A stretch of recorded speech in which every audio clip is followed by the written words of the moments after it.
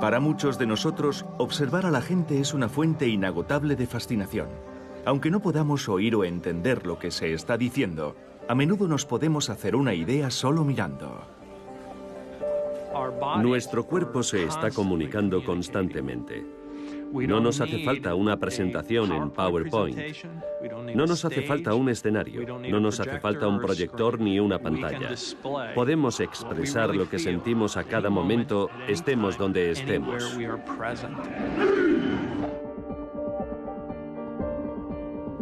El lenguaje corporal es una parte integrante de la vida humana. Y está visto que los hechos dicen más que las palabras.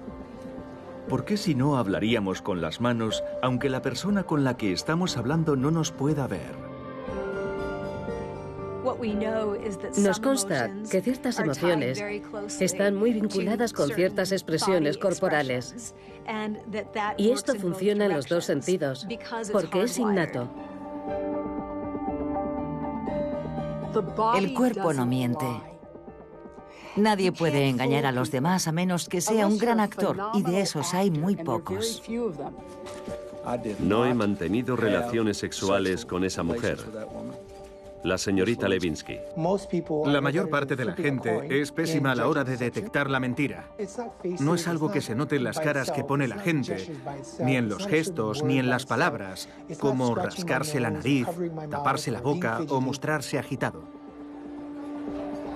Comprender la comunicación no verbal se ha convertido en una herramienta valiosa en el sistema judicial y una aptitud esencial para los equipos de seguridad, una mercancía de alta tecnología dentro del mundo del marketing, e incluso un posible tratamiento para el estrés postraumático. Hoy, más que nunca, es importante saber qué dice realmente nuestro lenguaje corporal.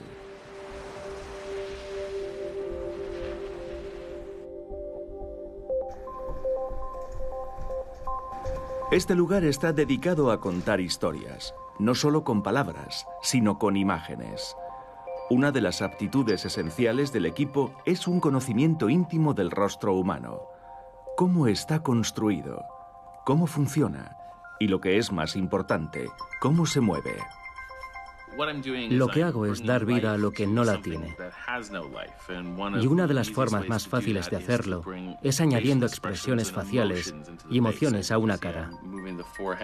Como se puede ver, estoy animando esta frente. Cuando uno se enfada, se le arruga muy rápidamente. Y cuando está sorprendido, se le alza. Hay 43 músculos diferentes en la cara, y con esos músculos se pueden poner más de 10.000 expresiones. Todo el mundo sabe qué es una sonrisa y una mueca, lo que facilita nuestro trabajo, pero también quiere decir que o nos sale bien o va a quedar raro. Solo leyendo una cara, podemos adivinar si alguien está contento, enfadado o asqueado. Estas expresiones faciales están programadas en el cerebro y son comunes a todos los seres humanos del planeta. ¿A qué se debe eso? La respuesta se remonta a los albores de la humanidad.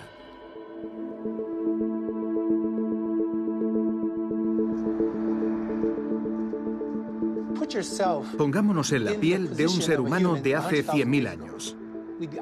Vivíamos a la intemperie y pendientes de que cualquiera nos pudiera atacar. Y solo existían los comportamientos no verbales. Estos factores en nuestra historia evolutiva tenían un valor para nosotros en términos de supervivencia.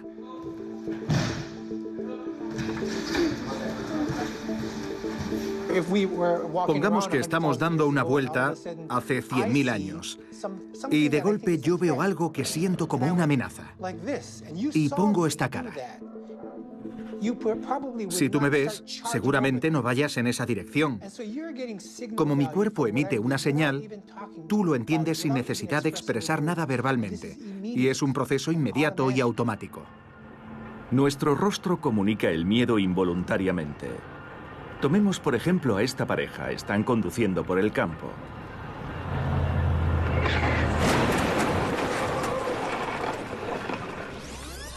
Han arrollado a un alce. Los dos han vivido para contarlo. pero la expresión de miedo de la mujer sería reconocible en cualquier parte del planeta.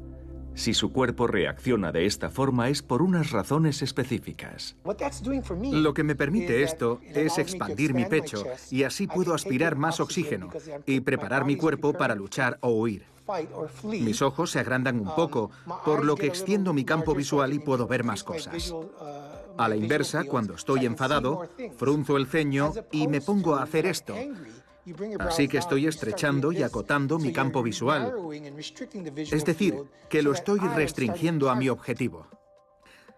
Nuestros comportamientos no verbales están inmersos en nuestra historia evolutiva para ayudar a comunicarnos nuestras necesidades y móviles más básicos en relación con la supervivencia. Si, por ejemplo, dando una vuelta hace 100.000 años, de golpe me encontrara algo que pudiera valer para la cena y lo cogiera, me lo llevara a la boca e hiciera ¡puaj! Y luego te lo pasara, probablemente tú tampoco te lo comerías. Lo más interesante de las expresiones faciales de las emociones es que cada configuración específica de los músculos de nuestra cara obedece a una razón específica. Hay estudios que muestran que fruncir la nariz interrumpe en cierta medida el tránsito nasal, lo que evita que absorbamos ciertas sustancias. Así que todo tiene una función definida.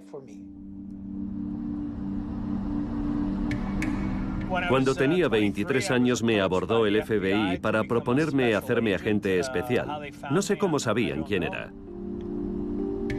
Joy Navarro fue agente del FBI durante 25 años. Su especialidad era leer el lenguaje corporal. Tanto es así que cuando se jubiló se había ganado el apodo de El Cazaespías. Formaba parte de un programa llamado Programa de Análisis de la Conducta. Y estudiábamos el comportamiento humano para entenderlo, para poder interpretarlo, para poder descifrarlo y usarlo en el desarrollo de nuestras investigaciones. El éxito de Navarro a la hora de atrapar criminales se basaba en fijarse en cosas en las que la mayoría de nosotros no reparamos. Una de las cosas en las que me fijé inmediatamente es en lo expresivos que son los pies, más expresivos si cabe que el rostro. Por las convenciones sociales, siempre que vamos por la calle y alguien nos sonríe, nosotros también sonreímos, mientras que los pies no guardan una relación semejante con las convenciones sociales. Como bien sabemos, el pie derecho o el pie izquierdo se orientarán automáticamente en la dirección hacia la que quiere ir la persona. Aunque estemos en contacto facial con alguien, nuestros pies dicen lo contrario. En el cerebro humano hay una parte muy antigua, el cerebro reptiliano. Es la parte que se encarga de que respiremos, comamos y toda clase de funciones básicas para la supervivencia. Además de eso, tenemos un sistema exquisito conocido como sistema límbico. Se desarrolló evolutivamente para reaccionar cuando estamos en peligro y cuando ve una amenaza, ya sea un león o un tigre o incluso una palabra amenazante, nos dice «para». Nuestro sistema límbico es un poco como un software que funciona por defecto, y nos guste o no, afecta a la forma en que movemos el cuerpo. Es algo que vimos claramente con el príncipe Carlos y la princesa Diana de Gales. Literalmente, se estaban repeliendo el uno al otro ventralmente. Se puede resumir con esta fórmula. Si aparta la barriga, es que te quiere lejos. Cuando el sistema límbico regula nuestra conducta, todo ocurre en el momento. Es el cuerpo entero el que está transmitiendo un mensaje, forma parte de nuestro pasado de primates.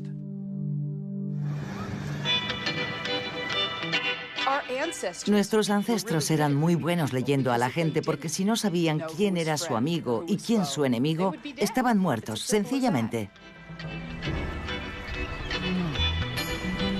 La doctora Lillian Glass se da un paseo por el muelle de Santa Mónica. Es experta en el lenguaje corporal y la comunicación y ha venido a avistar humanos.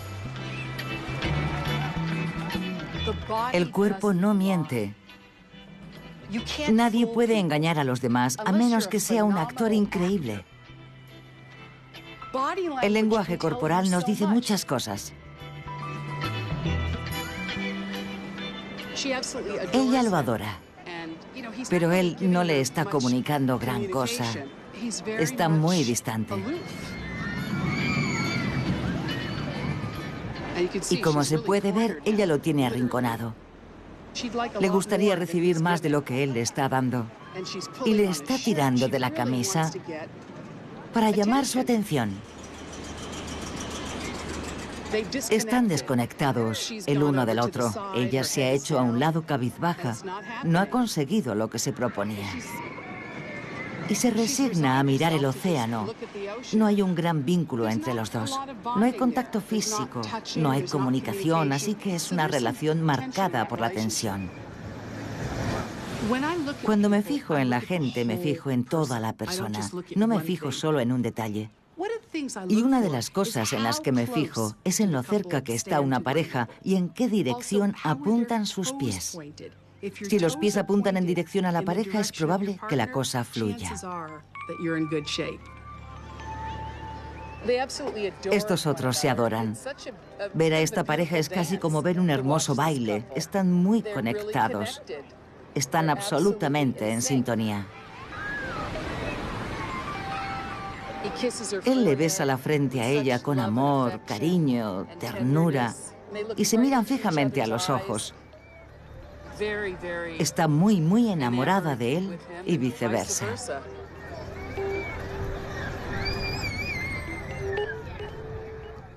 ¿Cuánto tiempo lleváis juntos? 1 año. 1 año. ¿Y siempre ha sido todo tan bonito? Sí. ¿Y cómo os conocisteis? En una empresa. ¿En una empresa? ¿Trabajáis juntos? Sí. ¿Y os enamorasteis allí? Sí. Yo me interesé por el lenguaje corporal porque empecé siendo patóloga del habla y del lenguaje y trabajaba con toda clase de gente.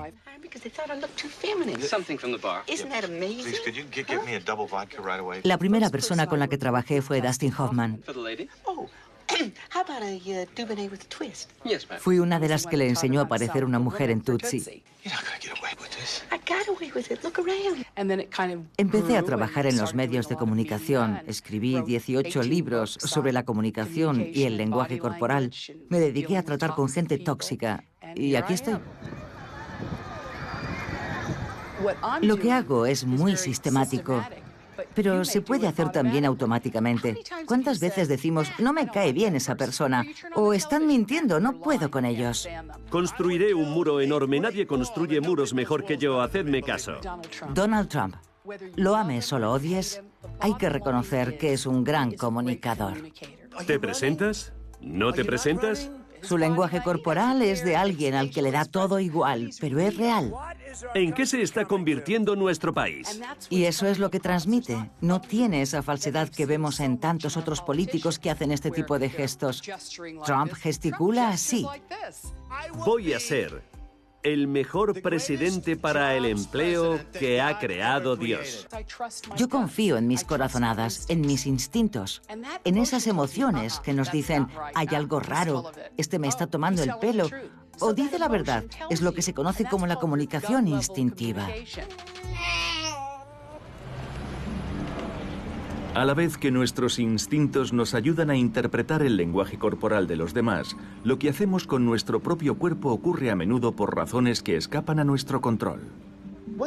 Cuando tienes un pensamiento, antes de acceder a la laringe, atraviesa el área del cerebro que controla las manos. En cuanto me dispongo a verbalizar un pensamiento, eso me hace mover las manos. Y esos gestos no tienen solo un valor comunicativo, no solo son señales para la persona que los está viendo, son gestos que me ayudan a mí a pensar. El fondo de la cuestión es que nuestros gestos no son solo comunicativos, porque cuando estamos al teléfono también gesticulamos, aunque sabemos que la otra persona no nos puede ver.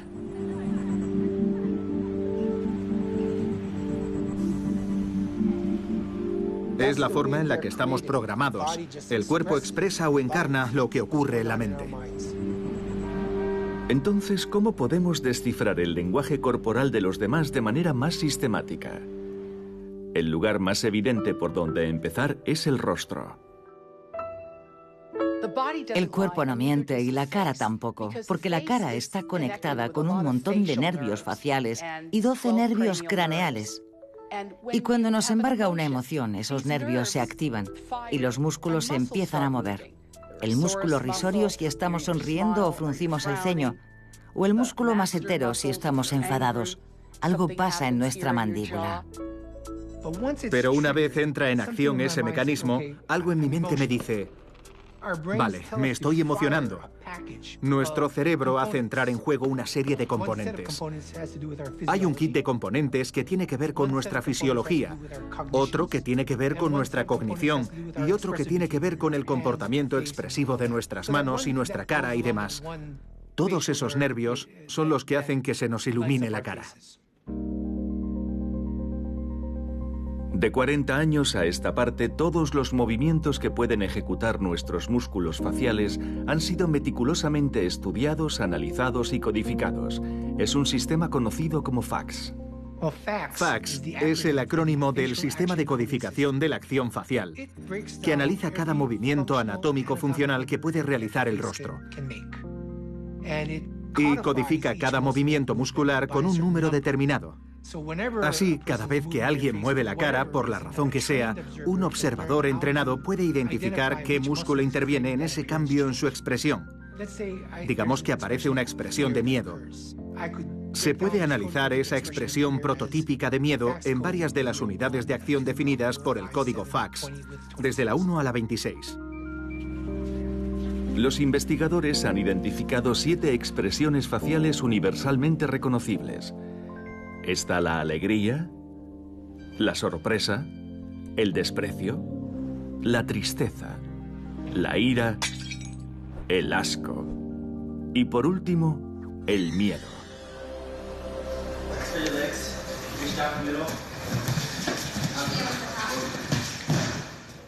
El profesor Matsumoto es cinturón negro de judo. Su pasión por el deporte lo llevó a los Juegos Olímpicos de 2004 en Atenas. Allí llevó a cabo un experimento fotografiando las caras de los judokas. Aquí tenemos algunos ejemplos de imágenes que hemos seleccionado para analizarlas. Codificamos los movimientos musculares de la cara usando el FACS. Cuando alguien gana, tiene una clara expresión de felicidad. Se inervan los músculos que hay en torno a los ojos, se hinchan las mejillas y le da brillo a la cara. Son los mismos músculos que se inervan aquí, en la expresión prototípica de la alegría. Hicimos el mismo tipo de estudios con los Juegos Paralímpicos, 2 semanas después de los Juegos Olímpicos, y observamos que los atletas ciegos ponían exactamente el mismo tipo de expresiones faciales que los atletas videntes. ¿Por qué es importante esto? Porque la mayor parte de estos atletas ciegos lo eran de nacimiento, o sea que es imposible que hayan aprendido a producir esas expresiones observando a los demás. Eso quiere decir que la única explicación racional es que es una habilidad innata que tenemos cuando nacemos.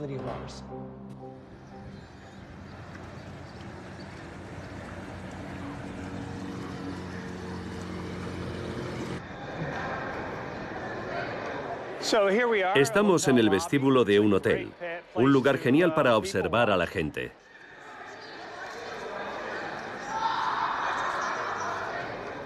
Allí vemos a 3 mujeres y podemos reparar en la frecuencia con la que se tocan o se lanzan señales.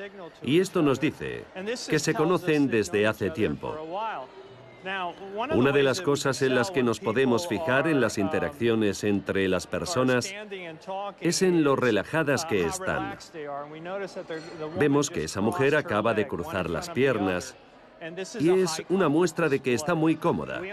Solo hacemos eso cuando estamos muy cómodos en presencia de alguien. Sabemos que es una familia muy bien avenida.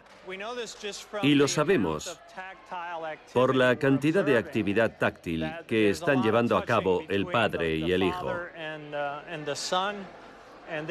Siempre es un buen indicador de una relación positiva. Cuando vemos a esa chica atusándole el pelo a la otra chica, podemos pensar que lo hace simplemente por una razón estética, pero solo es parte de la explicación. Al atusarle el pelo al otro, estamos estimulando sus folículos capilares y eso le envía una señal a su cerebro que contribuye a su bienestar psicológico.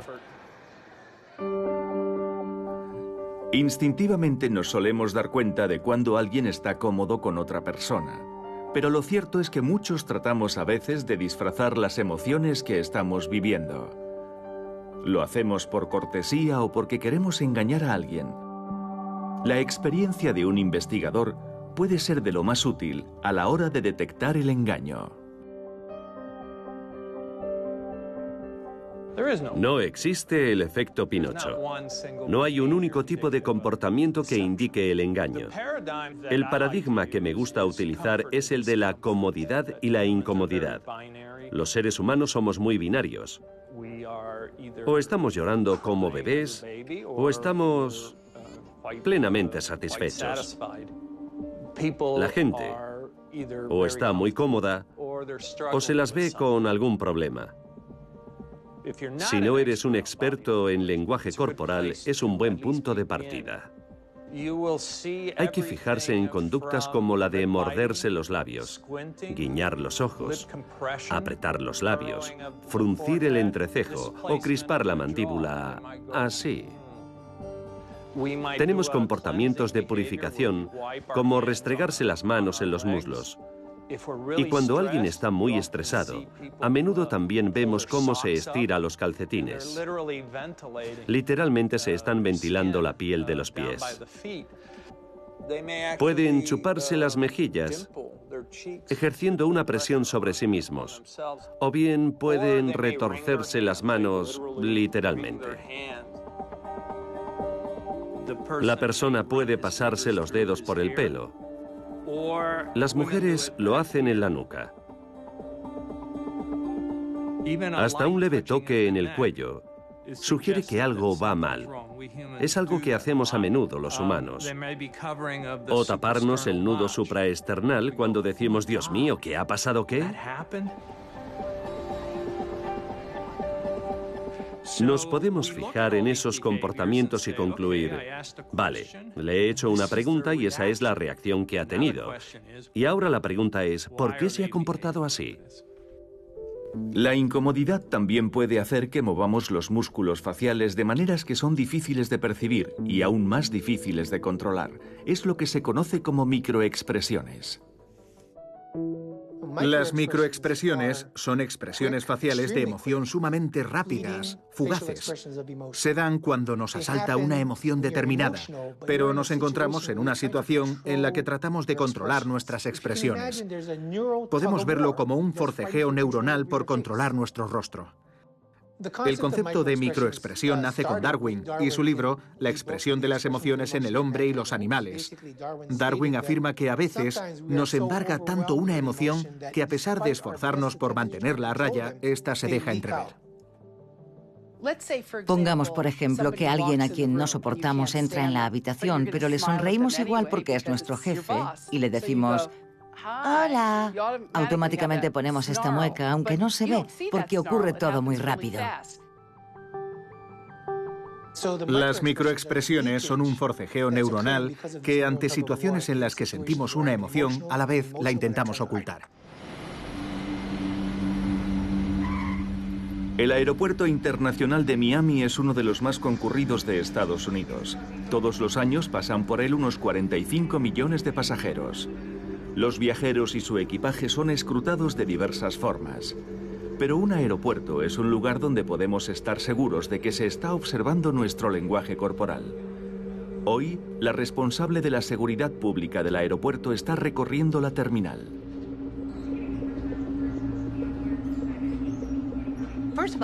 Tenemos que saber a qué amenazas nos exponemos y cuáles son los comportamientos asociados con esas amenazas. ¿Estas bolsas son tuyas? Disculpen, ¿quién es el dueño de esas bolsas de allí? ¿Son suyas? El comportamiento de un individuo que deja caer una bolsa y se aleja debería hacer saltar las alarmas. El comportamiento es más que la forma que tiene uno de actuar. Tiene que ver con el lenguaje corporal y es algo que, en este contexto, tenemos que ser capaces de evaluar intuitivamente en una fracción de segundo. Escrutamos activamente a los pasajeros en busca de indicios sospechosos. Nos fijamos en su manera de vestir y de comportarse, en si interactúan con los otros o por el contrario quieren evitar todo contacto con los demás o tratan de pasar desapercibidos. Hace 10 años, Stover tuvo una idea radical. ¿Y si todos los empleados del aeropuerto, fuese cual fuese su trabajo, recibiesen una formación en detección del comportamiento? Mientras tengamos que lidiar con el ser humano, tendremos que apechugar con una serie de amenazas. Y yo sabía que contaba con 40.000 soldados en el aeropuerto que me podían ayudar con la seguridad. De modo que ahora todos los empleados del aeropuerto, desde el personal de facturación y los mecánicos hasta los manipuladores de equipaje, reciben una formación en detección del comportamiento, empezando por el equipo de mantenimiento. Gran parte de la detección del comportamiento es intuitiva, por lo que apelamos a esa intuición que tenemos todos, pero refinándola, dando a los empleados las herramientas para usar su intuición con los pasajeros. Aunque nosotros llevemos un uniforme marrón y vosotros uno azul, nuestra misión es muy similar. En estas sesiones, los empleados del aeropuerto de Miami reciben un entrenamiento básico en reconocimiento del comportamiento. Sois nuestra baza más importante, no solo en la lucha contra el terrorismo, sino contra la actividad criminal. Los empleados del aeropuerto reciben la instrucción de observar a la gente en la terminal y fijarse en todo comportamiento fuera de lo normal. ¿Hay alguien merodeando o haciendo señales con las manos o que parezca especialmente nervioso? No podemos permitirnos ningún error. A un terrorista le basta con que le demos una oportunidad. El Aeropuerto Internacional de Miami también emplea métodos más convencionales. Tenemos miles de cámaras en el Aeropuerto Internacional de Miami. Es una combinación de detección del comportamiento y de tecnología. Lo interesante es la forma de vestir. Las decisiones en la forma de vestir. Alguien que va a las Bahamas, por ejemplo, no va a llevar ropa de abrigo. Nos podemos fijar en las manos, en el movimiento de las manos de las personas. Es muy importante. Como nosotros no tenemos los colmillos que tienen otros depredadores, tenemos que fijarnos en las manos para ver si alguien es agresivo o viene en son de paz. Los dos terroristas suicidas de Bruselas llevaban guantes. Es una anomalía que tendría que haberle llamado la atención a alguien.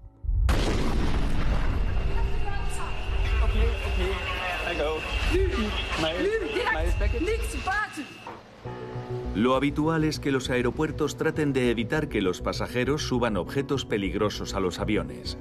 El objetivo aquí es diferente: impedir que suba a los aviones gente potencialmente peligrosa.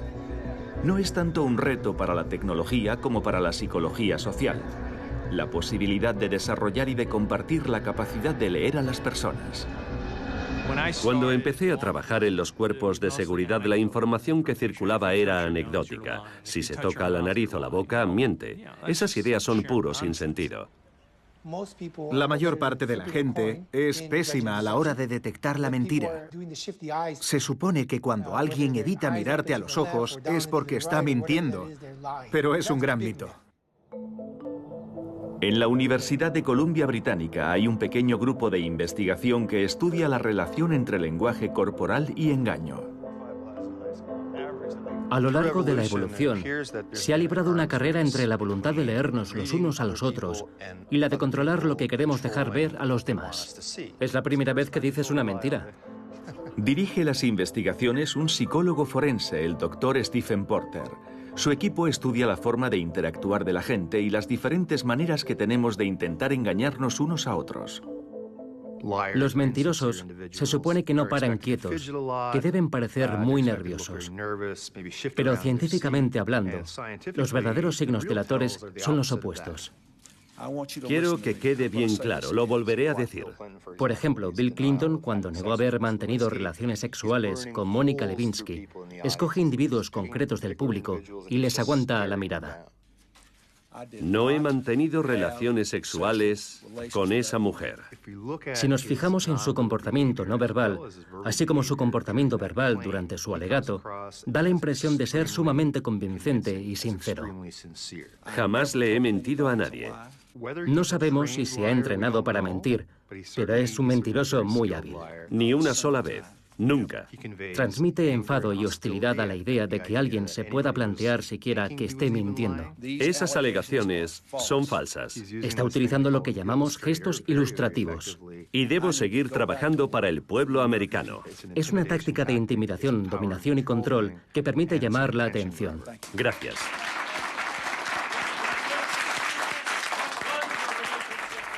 Los seres humanos mentimos de media entre 1 y 2 veces al día. Si tenemos a una pareja de desconocidos interactuando, se mentirán 3 veces al cabo de 10 minutos. El engaño está muy presente en nuestro día a día, desde las mentiras piadosas hasta las más graves. Pero es un aspecto fundamental de la interacción social. Nuestro grupo de investigación decidió emprender el estudio a mayor escala de la mentira jamás llevado a cabo. Pasaba por coleccionar vídeos de gente pidiendo que les ayudaran a dar con un familiar desaparecido.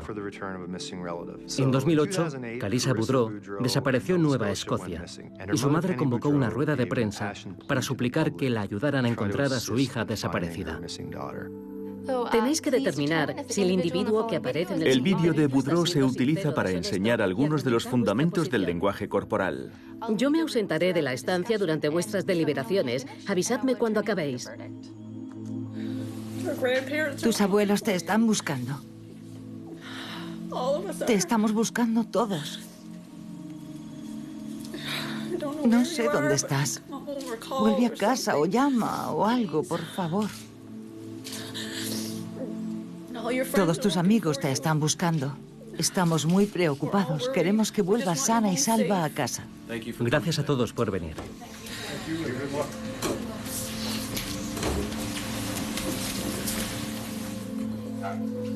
Parecía claramente angustiada. Sí. Lloraba mucho. ¿Eran lágrimas reales? Claro que sí, se las tenía que enjugar. Es verdad, se enjugaba las lágrimas. Tenía la voz rota. Sí, cierto. Era muy triste. Se le notaba agotada. No creo que nadie saliera en la televisión nacional para mentir. No sabemos dónde estás. Vuelve a casa o llama. Lo interesante del vídeo de Penny Boudreau es que es un caso de manual de engaño emocional. Intenta parecer angustiada porque su hija ha desaparecido, pero no está accionando los músculos relacionados con la angustia, que son los que están entre los ojos, que por lo general se juntan y se alzan cuando alguien está preocupado. Los embusteros son incapaces de accionar esos músculos y acaban pareciendo más bien sorprendidos. Solo quería tener una conversación con ella. El coche me pareció ideal porque no podría irse dando un portazo como suele hacer. En este fotograma y en otro par de ellos que hay más tarde, Penny da muestras de hostilidad, tanto en su expresión facial como en las palabras que usa y su tono de voz, que indican que sigue enfadada con Carissa por la razón que sea. No quiere que el resto del mundo se dé cuenta de lo que siente, pero se le escapa involuntariamente. ¿Te puedo preguntar qué has sentido como madre? Penny responde a la pregunta del reportero con un fogonazo de ira y hostilidad. Sabe que su hija ha muerto y el reportero le está haciendo preguntas que son demasiado íntimas. Porter compartió las sospechas de su equipo con la policía, que pasó así a centrar su investigación en la propia Penny Boudreau. Por fin acabaron descubriendo que Penny había asesinado a su hija porque su novio, el sospechoso, había dejado caer un día que no pensaba que estuviera listo para ser padre.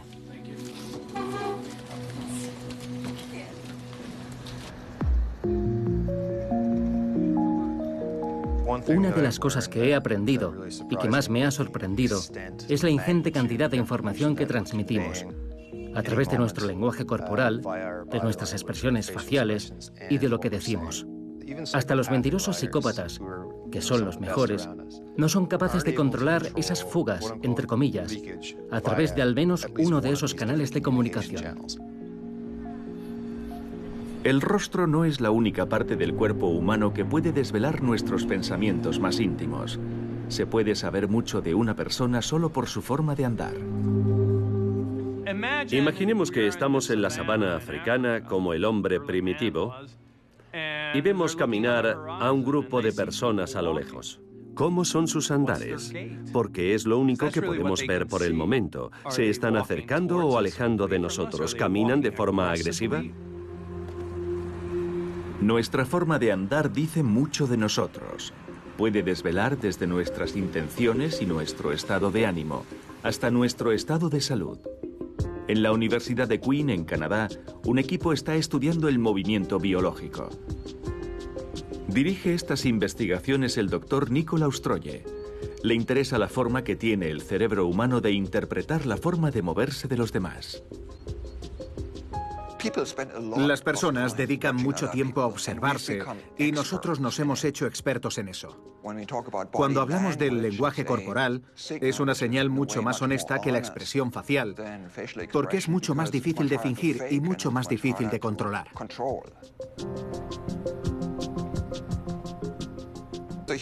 Por lo que parece, los humanos somos muy eficientes a la hora de descifrar la información contenida en la forma de moverse de los otros. Si notamos algo raro o forzado en la forma de moverse de alguien, tenemos un sistema incorporado que nos dice que algo no va bien. A partir de estos 15 puntos que vemos en la pantalla, podemos bosquejar una forma humana, pero la cosa cambia drásticamente si ponemos los puntos en movimiento. Si se mueven, no podemos evitar ver una persona aquí. Pero vemos más que una persona. Podemos determinar o hacernos una idea bastante acertada si es la silueta de un hombre. Nos podemos fijar en el bamboleo lateral del cuerpo, ver cómo cambia un poco la forma de este cuerpo de varón, con los hombros más anchos y las caderas más estrechas. Por otro lado, vemos aquí claramente a una mujer. Tiene unos movimientos muy diferentes, más movimiento vertical, menos bamboleo lateral y más movimiento en las caderas. Pero se pueden averiguar más cosas aparte del género del caminante. Aquí vemos a alguien más relajado y aquí percibimos a una mujer un poco más contenta. Se nota por esta elasticidad, este balanceo vertical en su movimiento. Siempre me ha fascinado la cantidad de información que podemos recabar en la forma de presentarse de la gente. Y lo que más me fascina es la sofisticación de la información que podemos deducir de ahí. El sistema visual de los humanos es capaz de hacerlo sin darle demasiadas vueltas. Es algo que hacemos sin más. La forma en que nos sentimos se refleja en nuestra forma de plantar nuestro cuerpo y de movernos. Pero lo más curioso es que nuestra forma de movernos también puede influir en cómo nos sentimos.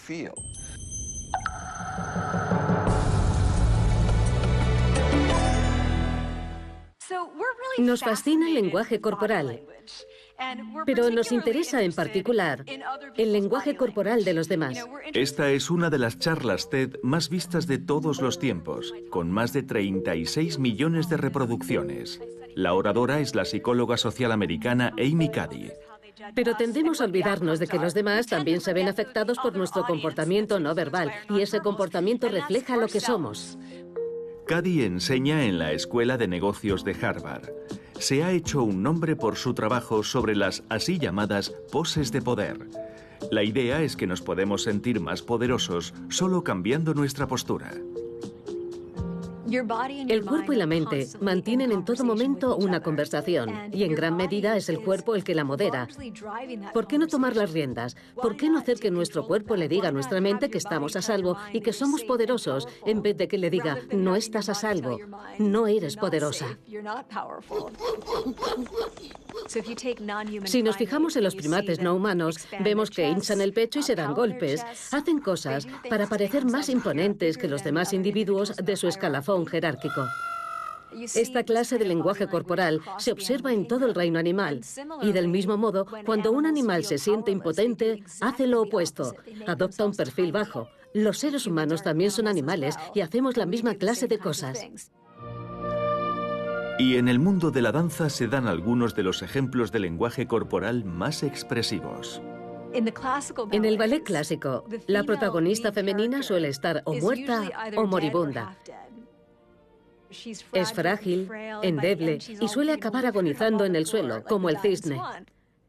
En el ballet más contemporáneo vemos una expresividad mayor en las protagonistas.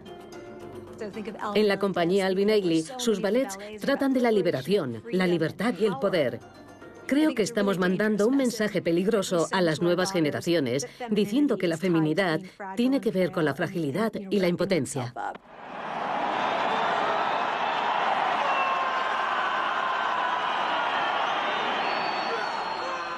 La danza haka es una danza muy poderosa que ejecuta el equipo nacional de rugby de Nueva Zelanda, los All Blacks. Le plantan cara al otro equipo y ejecutan una serie de posturas muy poderosas. Es hermoso e intimidante a la vez.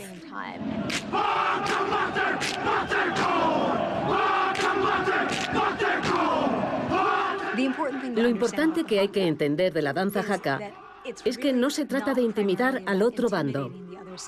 La idea es más bien prepararse uno mismo para una situación difícil.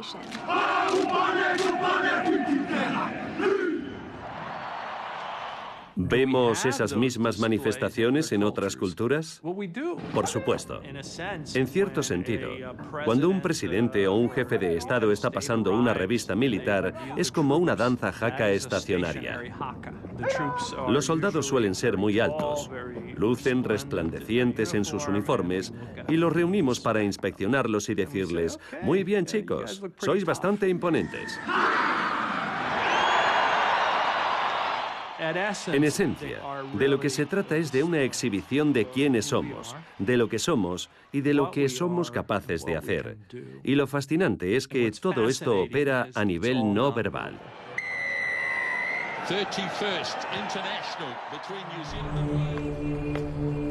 Todos nos comunicamos de manera no verbal en nuestra vida diaria, y nuestro cuerpo revela a los otros a menudo cómo nos sentimos.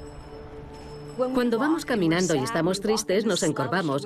Y cuando estamos contentos, adoptamos una postura más erguida y bamboleamos más los brazos y nuestras zancadas son más amplias. Si nos imponemos una actitud alegre, nos sentiremos más alegres, aunque no tengamos ni idea de por qué nos sentimos así. Es un nuevo campo de investigación que algunos llaman encarnación. Y aún no sabemos en qué consiste ese mecanismo. Sabemos que ciertas emociones están muy estrechamente vinculadas con ciertas expresiones corporales. Y ese mecanismo funciona en ambos sentidos porque es algo innato.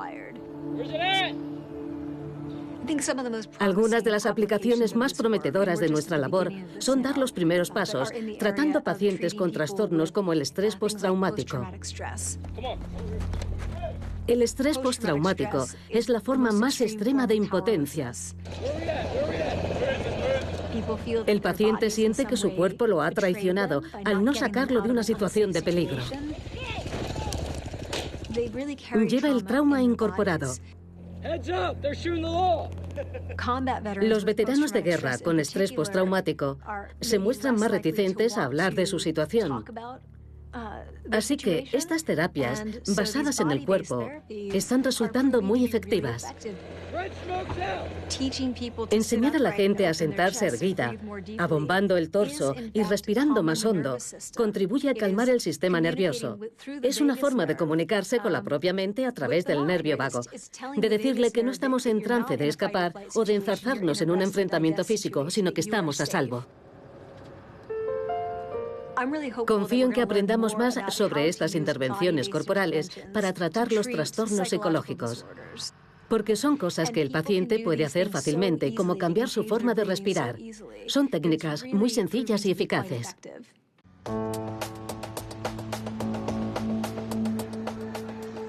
En pleno corazón de Ámsterdam se halla el Centro de la Ciencia Nemo. Una de sus exposiciones está diseñada para ayudar a los niños a aprender el sentido de las distintas expresiones faciales. Aprenden que las expresiones faciales son comunes a todas las culturas, son universales. Roberto Valenti y su equipo han contribuido a diseñar esta exposición del centro. Su compañía está colaborando en un proyecto especial con la Universidad de Ámsterdam. Enseñemos a los ordenadores a comprender el lenguaje corporal de los humanos. La compañía de Valenti promete un análisis rápido y minucioso de las expresiones faciales. Este análisis se lleva a cabo usando un software de imaginería y algoritmos informáticos. Cuando deformo mi boca y levanto las comisuras de mis labios, obtenemos una expresión de felicidad. Y si frunzo la nariz, obtenemos el asco. El objetivo de SiteCorp no es otro que el de reconocer las señales que emanan de nuestros rostros, y estas señales pueden tener muchas aplicaciones. En la actualidad, el objetivo de la aplicación es la investigación de mercados, concretamente cómo medir la reacción de un consumidor ante un anuncio dado, si es positiva o negativa. Imaginaos que se pudiera ajustar un anuncio en función de quién lo está mirando. Para el anunciante, es un retorno de la inversión de lo más interesante. Hoy somos capaces de afinar cada anuncio en función del grupo al que está destinado. Esto quiere decir que no es solo que nosotros miremos el anuncio. Es el anuncio el que nos mira a nosotros y se puede adaptar en función de quién lo está mirando. Esta es una demostración de una aplicación que dirige los anuncios al público específico, que se encuentra delante de la pantalla del anuncio. Como podéis ver, ahora tenemos a un hombre ante la cámara, pero cuando desaparece del plano, vemos que el anuncio pasa a dirigirse a las mujeres. Y cuando vuelvo, una vez más, el anuncio pasa a estar destinado a los hombres. El ordenador tiene que entender al ser humano para poder satisfacer sus demandas. No digo entender al ser humano solo en el sentido de reconocer su voz, sino también sus gestos y sus expresiones faciales. También se puede aplicar esto a la interacción directa entre humanos y ordenadores, la interacción humano-robot. Por ejemplo, que un robot fuera capaz de entender nuestro lenguaje corporal. Una respuesta muy considerada. Para poder establecer con nosotros una forma mucho más natural de comunicación. Por el momento, los ordenadores no han conseguido calar esa interacción directa entre seres humanos y ordenadores. Pero cuando un ordenador pueda aprender como los seres humanos e interactuar con los seres humanos, podremos ver los efectos más prometedores de la interacción entre seres humanos y ordenadores. Izquierda, derecha, arriba. Es fantástico el desarrollo de las tecnologías, pero creo que la observación a la antigua usanza, ese enfoque observacional que adoptamos los seres humanos, es un componente clave. Somos capaces de observar al otro de cerca, de manera holística, y las máquinas no. Pero el avance de las máquinas es imparable. Escáneres de huellas dactilares, identificación de las palmas de las manos, software de reconocimiento del iris, ya son aplicaciones rutinarias. Y si bien el reconocimiento de la manera de moverse todavía no se ha materializado, está a la vuelta de la esquina. No hemos hecho más que rascar en la superficie de toda esa complejidad corporal y todos los canales expresivos que tenemos, ya sea la cara, las manos, la postura o los andares. Y entrevemos lo importante e interesante que es ese campo, pero también lo complejo que es. Es interesante porque en cuanto se lo explicas a la gente, le hablas del lenguaje corporal, dicen, claro, es de sentido común. Pero, ¿cuántas veces se habían fijado antes en la forma de tocarse el cuello de los demás? De ventilarse, o en cómo fruncen la comisura de los labios para expresar desprecio. La gente se nos muestra tal y como es de verdad cuando nos paramos a descifrar lo que están haciendo. Y no lo hacemos lo suficiente.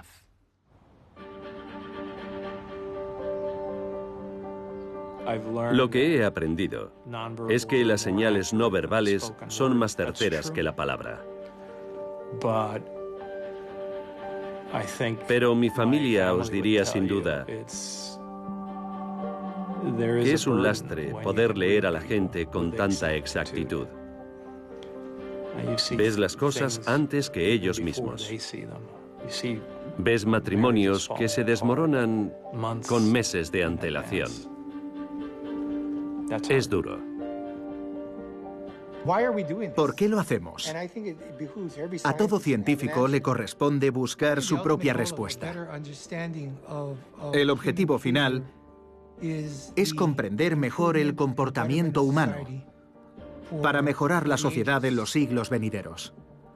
Pasaré los próximos 5 años estudiando estos vídeos porque la información podrá servir a los demás para mejorar nuestra sociedad, para que estemos más seguros, para sacar a los criminales de las calles o hacer algo que mejore nuestra vida. Llegará un día en el que tendremos una comprensión mucho más profunda del lenguaje corporal. Y la pregunta es, ¿qué haremos entonces?